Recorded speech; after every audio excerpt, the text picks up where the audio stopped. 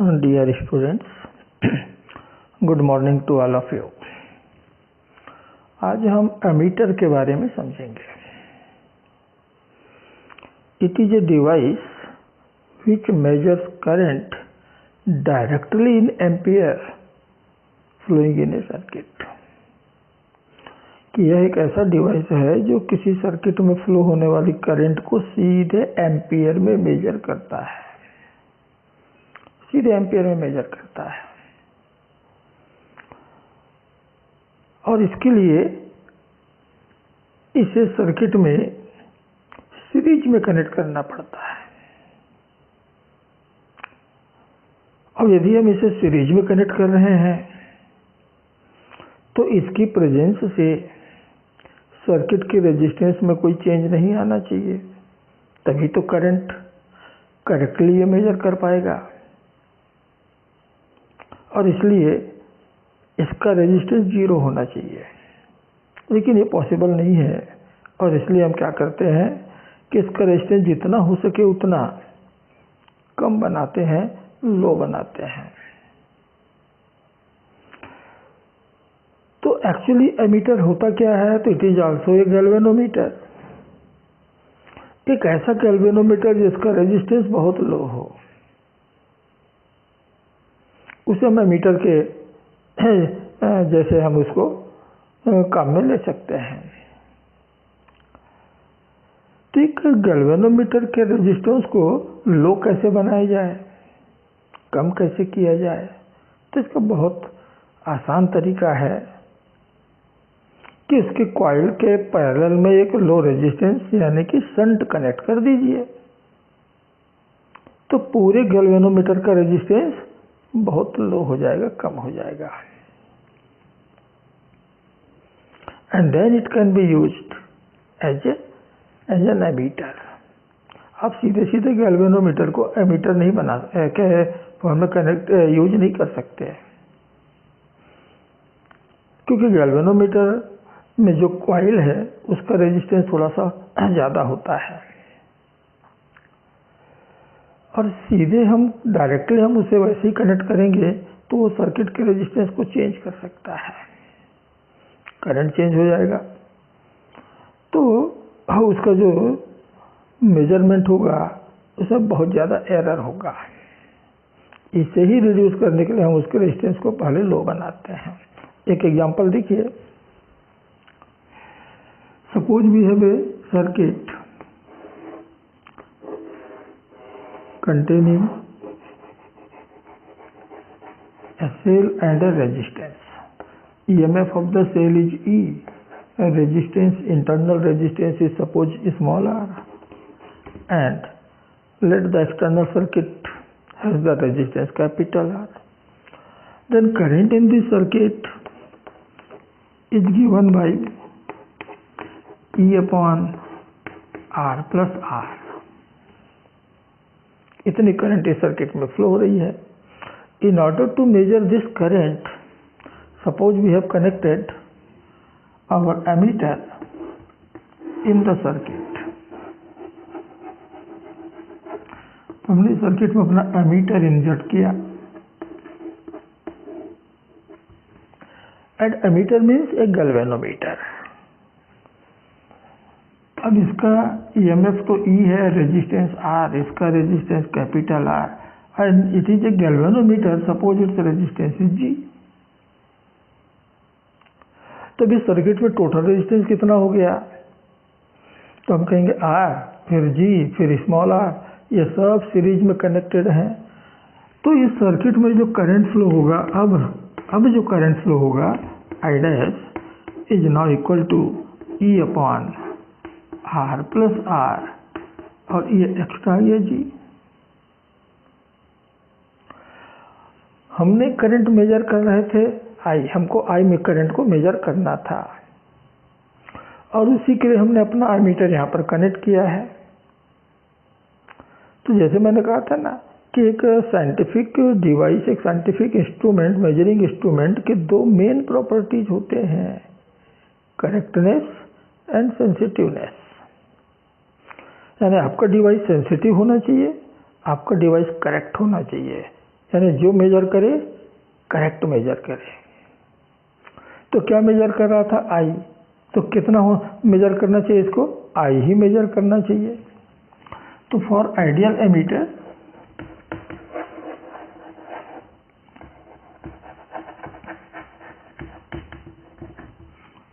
यदि हमारा ammeter ideal है तो i dash must be equal to i. I dash और आई इक्वल होने चाहिए। What is the measured value by this ammeter? It is i dash. What is the actual current? It is i. For an ideal ammeter both current must be equal. दोनों current बराबर होने चाहिए। Actual current is equal to the measured current. तो ये कब possible होगा? जरा दोनों इक्वेशंस देख करके बताइए कि when I dash and I will be equal. तो बहुत आसान है, जी की वैल्यू 0 होना चाहिए, तो दोनों बिल्कुल बराबर हो जाएंगे। दोनों बिल्कुल बराबर हो जाएंगे। तो it implies that the capital g must be equal to 0। It means an ideal ammeter, the resistance of an ideal ammeter must be equal to 0। लेकिन एमीटर का मेन पार्ट क्या है? गैल्वेनोमीटर का मेन पार्ट क्या होता है? उसका coil. अब ये कॉइल तो हम जीरो रेजिस्टेंस का बना नहीं सकते। एक कॉइल का रेजिस्टेंस को जीरो नहीं किया जा सकता, क्योंकि एक वायर से बनता है और किसी भी कंडक्टर का, किसी भी वायर का रेजिस्टेंस जीरो नहीं हो सकता। जीरो किसका होता है? सुपर कंडक्टर का। अब ये सुपर कंडक्टर तो हम यहाँ पर यूज कर नहीं रहे हैं, ऑर्डिनरी कंडक्टर यूज कर रहे हैं, तो उस वायर का कुछ न कुछ तो रेजिस्टेंस होगा ही, यानी जी हमारा जीरो नहीं हो सकता। तो जब हम आइडियल कंडीशन अचीव नहीं कर पाते तो क्या करते हैं? हम उसके नज़दीक जाने की कोशिश करते हैं। ठीक है, जीरो नहीं बनता या जीरो नहीं बन पा रहा है, तो क्या 1 ओम का बन पा रहा है? क्या 0.5 ओम का कर पा रहे हैं हम उसको? यानी जितना हो सके उतना कम कर सकते हैं, तो हमको बढ़िया रिजल्ट में। एरर तो होगा लेकिन नेग्लिजिबल होगा।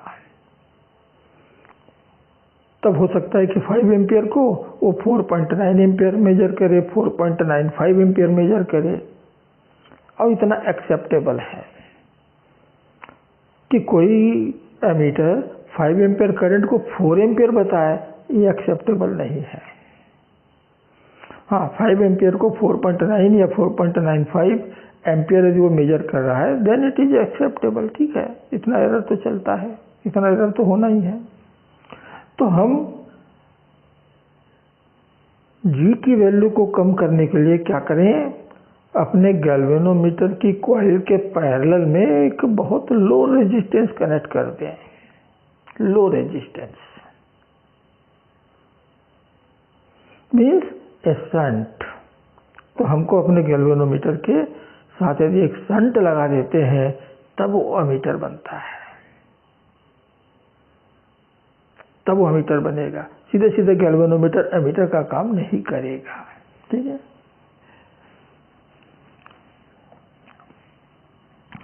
ये हुआ ये equal to 0 means the resistance of the ideal ammeter is must be 0।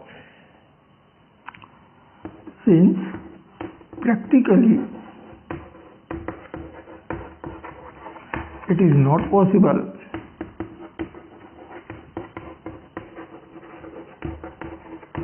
to construct a coil of zero resistance,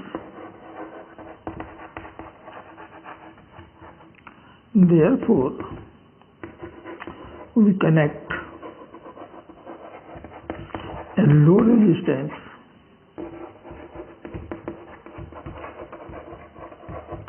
parallel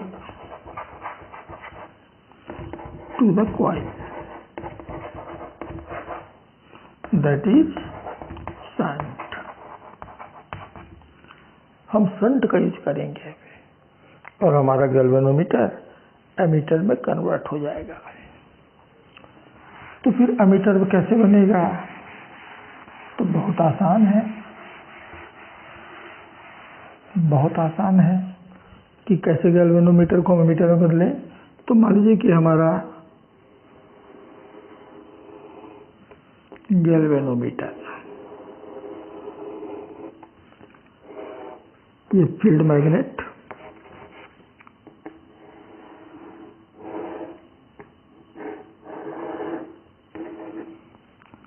बीच में कॉइल,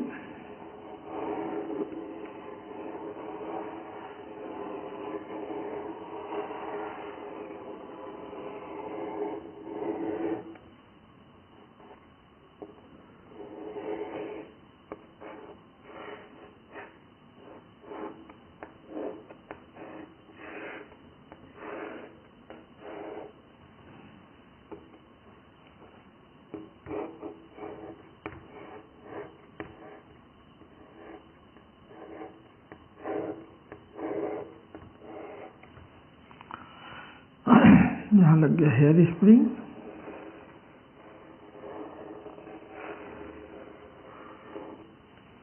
इधर भी लगा दिया हमने हेयर स्प्रिंग।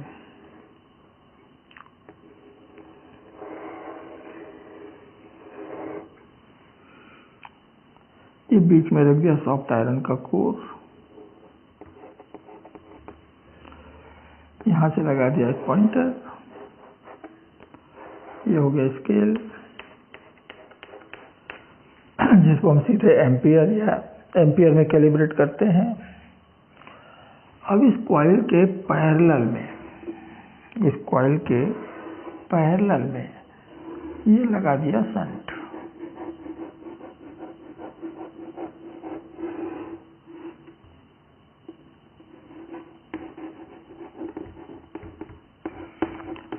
मान लेते हैं इसका रेजिस्टेंस ऐसा है, और फिर यहां से कनेक्टिंग स्क्रू, यहां से कनेक्टिंग स्क्रू जो कि बॉक्स के एमीटर के बॉक्स के बाहर होगा, जिससे कि आप इसे किसी भी एक्सटर्नल सर्किट में कनेक्ट कर पाएंगे। तो this is the ammeter.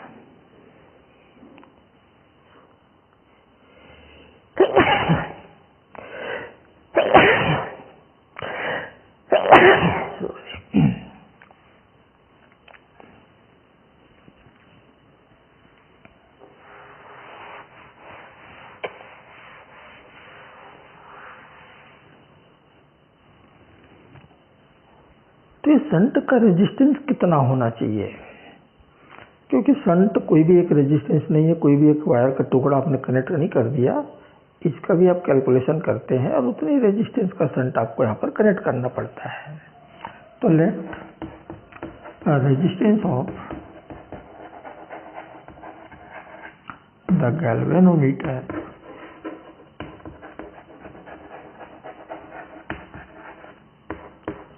Equal to G।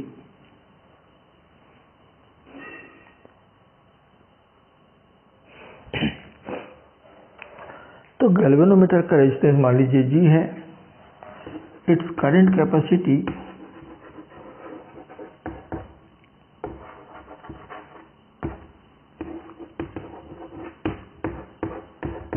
Is IG, यानी ज़्यादा से ज़्यादा कितना करंट मेजर कर सकता है? IG। ध्यान दीजिए, IG का मीनिंग यहाँ पर हम बदल रहे हैं। It is the maximum limit of current which can be measured by the galvanometer. It is called the current capacity. कम कि ज़्यादा से ज़्यादा कितना करंट ये अपने में से फ्लो कर सकता है, तो वो है IG। And suppose range of ammeter,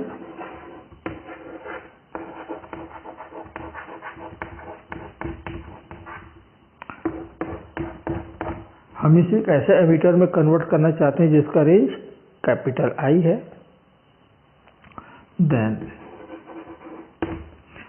the shunt S will be given, resistance of the shunt is given by IG into G upon I minus I।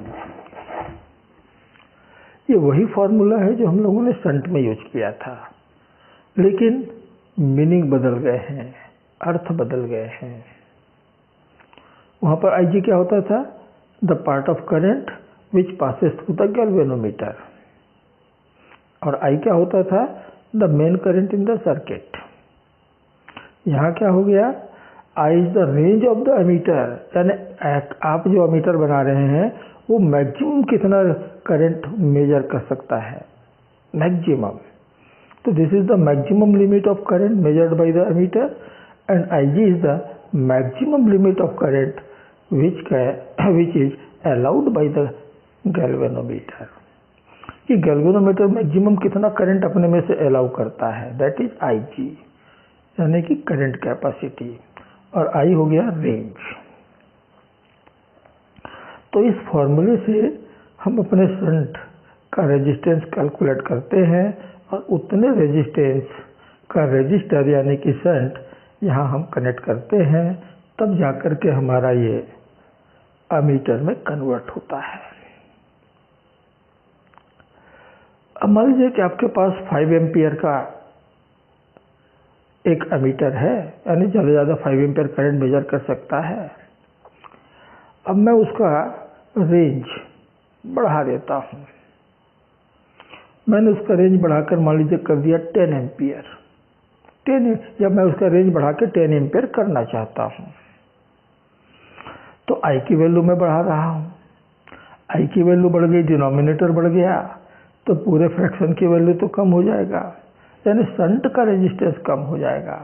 और इस शंट का रेजिस्टेंस कम हो गया तो एमीटर का भी रेजिस्टेंस कम हो जाएगा, होगा कि नहीं?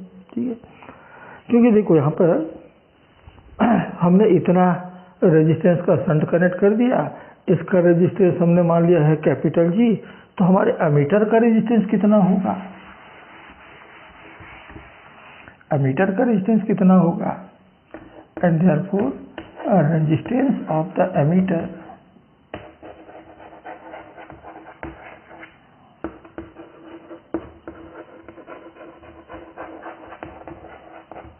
Resistance of the ammeter.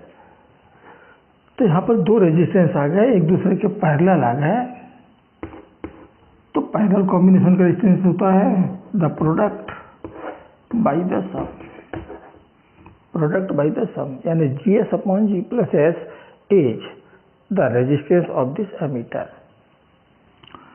When range of an ammeter increases, its resistance decreases। जैसे हम एक एमीटर का रेंज बढ़ाते हैं उसका रेजिस्टेंस कम हो जाता है, क्योंकि S कम हो गया, S की वैल्यू कम हो जाती है। और पैरेलल में जितना कम रेजिस्टेंस आप कनेक्ट करोगे, टोटल या रिजल्टेंट रेजिस्टेंस उतना ही और भी कम होगा। यदि आपने 100 ओम रेजिस्टेंस के पैरेलल में 10 ओम कनेक्ट किया तो resultant will be less than 10 ओम, 10 ओम से कम होगा। कितना होगा? उसी के आसपास होगा, 9 और 10 के बीच में आपको मिलेगा। 110 100 into 10 अपॉन 110, यानी कि 100/11 मीन्स अप्रॉक्सीमेट 9 ओम। लेकिन उसी 100 ओम रेजिस्टेंस के पैरेलल में जब आपने 1 ओम कनेक्ट कर दिया, the resultant is now less than 1 ओम। जो पहले लेस देन 10 ओम होता था अब लेस देन 1 ओम हो जाएगा, यानी कि उसका रेजिस्टेंस और भी कम हो जाएगा। तो शंट का रेजिस्टेंस जैसे जैसे कम होता जाएगा, आपके एमीटर का रेजिस्टेंस भी वैसे वैसे कम होता जाएगा, और इसीलिए एमीटर का रेंज बढ़ाने पर उसका रेजिस्टेंस कम होता है, उसका रेजिस्टेंस कम हो जाएगा। ठीक, तो ये आपका एमीटर। तो मैं यदि आपको कुछ एमीटर दे रहा हूँ, एक एमीटर का रेंज मान लीजिए 100 मिली एम्पियर, दूसरे का रेंज मान लीजिए 1 एम्पियर, तीसरे का रेंज मान लीजिए 10 एम्पियर। इस तरह से उसके रेंजेस हैं। तो इन तीनों में से किसका रेजिस्टेंस सबसे कम होगा, या इन तीनों में से किसका रेजिस्टेंस सबसे ज़्यादा होगा। तो जिसका रेंज मैक्सिमम है उसका रेजिस्टेंस मिनिमम होगा, एंड वाइस वर्सा, इसका उल्टा भी होगा। तो मिनिमम रेजिस्टेंस किसका होगा, 10 एम्पियर वाले एमीटर का। मैक्सिमम रेजिस्टेंस किसका होगा, 100 मिली एम्पियर वाले एमीटर का, क्योंकि इसका रेंज सबसे कम है। ठीक है ना, तीनों में से सबसे कम रेंज इसका हुआ, सबसे ज़्यादा रेंज इसका हुआ। तो इसका मिनिमम और इसका मैक्सिमम रेजिस्टेंस आपको मिलेगा। तो बच्चों ये था एमीटर। सारे कॉन्सेप्ट आपको क्लियर हो गए होंगे। फिर यदि कोई डाउट हो तो मेरे सामने रखिए। तो बच्चों नेक्स्ट वीडियो तक के लिए आप सबसे मेरा नमस्कार। जय हिंद।